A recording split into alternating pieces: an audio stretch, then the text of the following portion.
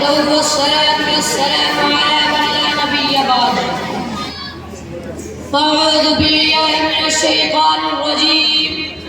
بسم الله الرحمن الرحيم.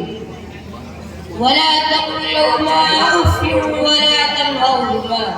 صدق الله العظيم. صدر محترم حضرات علماء کرام، معزز حاضرین، ماں باپ اپنی اولاد کے لیے دنیا کی عظیم ترین دولت ہے.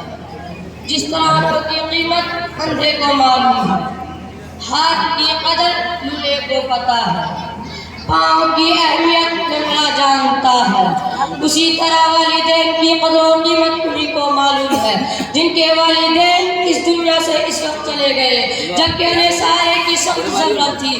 آئیے آج ہم اس نعمت عظمیٰ اور دولت گرامیہ کے بارے میں کچھ معلومات حاصل کریں تاکہ ہم بھی والدین کی قدر و قیمت سمجھ کر ان کی خدمت کر سکیں. حضرات، اگرچہ ہمارا حقیقی خالق و مالک پیدا کرنے والا اللہ تعالیٰ ہے، مگر ہم سب جانتے ہیں کہ اس دنیا میں آنے کا ذریعہ ہمارے والدین ہیں.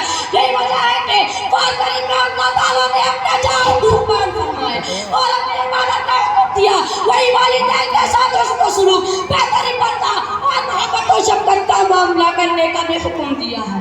ارشاد ربانی ہے، اور تم اپنے ماں باپ کو کبھی نہ جھڑکو، ان سے اف تک نہ کہو، تم ان کے لیے محبت و فرما برداری کا بازو جھکائے رکھو، ان کے ساتھ نرم نرم گفتگو.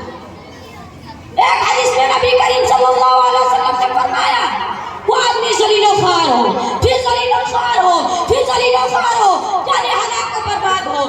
آپ سے پوچھا گیا کون یا رسول اللہ؟ آپ صلی اللہ علیہ وسلم نے فرمایا وہ شخص جو اپنے ماں باپ یا ان میں سے کسی ایک کو بڑھاپے کی حالت میں پائے اور پھر ان کی خدمت کر کے خود کو جنت کا مستحق نہ بنا لے.